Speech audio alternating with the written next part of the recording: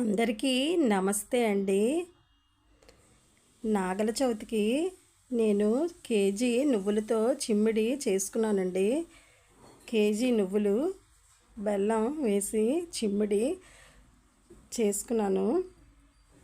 ముందు రోజే చేసుకున్నాను. చిమ్మిడి అయితే ఉదయమే లేచి ఇలా చిమ్మిడి బూర్లు వేసుకున్నానండి. చిన్న చిన్న ఉండలుగా చేసుకొని చిమ్మిడితో బూర్లు వేసుకున్నాను. నేను ఇలా పుట్ట దగ్గరికి చిమ్మిడి బూర్లు చేసుకుంటాను అన్నమాట.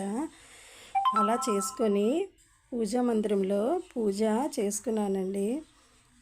సుబ్రహ్మణ్య స్వామికి అష్టోత్తరం చేసుకొని శివయ్యకి అష్టోత్తరం చేసుకున్నాను. ఈరోజు శనివారం కదా, వెంకటేశ్వర స్వామిది ఆంజనేయ స్వామిది కూడా అష్టోత్తరం చేసుకున్నానండి.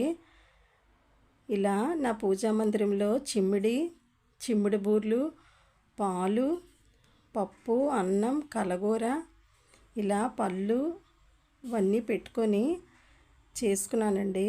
అంటే ప్రతి నాగల చవితికి నేను ఇలా దేవుడి మూల పప్పు, అన్నం, కలగూర పెట్టుకుంటానన్నమాట. చిమ్మిడి బూర్లు, పాలు మెయిన్ పెట్టుకోవాలి. ఇలా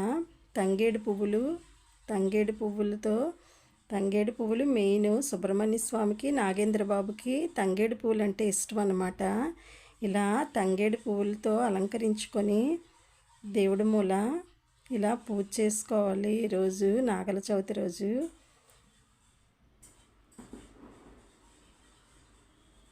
ఇలా ధూపం అది వేసుకుంటే చాలా మంచిదన్నమాట. ఇలా నైవేద్యాలన్నీ పెట్టుకొని నాగేంద్ర బాబుకి ధూపం వేసుకొని మంగళహారతులు అవి ఇచ్చుకొని మనం మళ్ళీ పుట్ట దగ్గరికి తయారు అవుతున్నానండి. పుట్ట దగ్గరికి ఇవి అంటే నాగదోషం అది ఉంటే మంచిది, ఇలా వేస్తే మంచిదన్నమాట. గోధుమ పిండిలోని కొంచెం వాటర్ కలిపి ఇలా నాగుల్లా చేసుకొని 2 నాగుళ్ళు ఇలా మెలిపెట్టి వాటికి కుంకుమ బొట్లు పెట్టి 2 నాగులని ఇలా పట్టుకున్నామండి. అవి పుట్టలో వేస్తే చాలా మంచిదన్నమాట.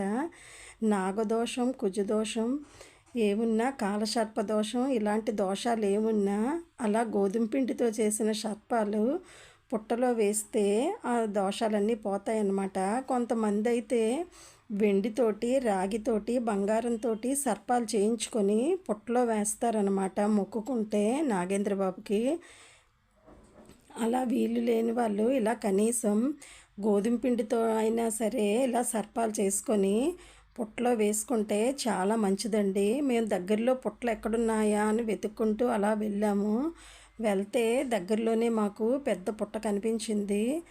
చాలా పెద్ద పుట్ట, చాలా బాగుందన్నమాట. అందరూ వేస్తున్నారు. మేము కూడా అక్కడికే వెళ్ళి పుట్ట దగ్గర నీళ్లు జల్లి వరిపిండితో ముగ్గులు పెట్టి పసుపు, కుంకుమ, పువ్వులు, తంగేడు పువ్వులు అన్నీ కూడా పెట్టుకొని ఇలా పాలు పోసుకున్నామండి. చిమ్మిడి ఉండలు, బూరెలు, అరటిపండు, చలివిడి, వడపప్పు అన్నీ కూడా పేరు చెప్తూ వేసుకున్నాను. అలా వేసుకొని గుడ్డు వేసుకున్న తర్వాత పాలు వేసుకోవాలండి. ఇలా అన్నీ వేసుకున్న తర్వాత అప్పుడు పాలు వేసుకోవాలన్నమాట. ముందుగా చలివిడి, వడపప్పు వేస్తే మంచిది.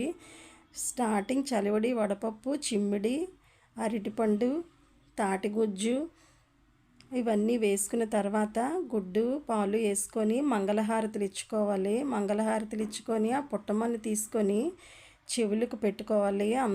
ఇంట్లో అందరూ కూడా ఆ పుట్టమన్నుతో పుట్ట బంగారం అంటారు దాన్ని. పుట్ట బంగారాన్ని చెవులకు పెట్టుకోవాలన్నమాట. ఇలా ఆ నాగల తువ్వాలకు ఉన్న పోగులు 2 ఎర్రవి దారపోగులు తీసి పుట్ట దగ్గర పెట్టి మనం ఆ టవల్ తెచ్చి మెల్లో వేసుకుంటే చాలా మంచిదండి.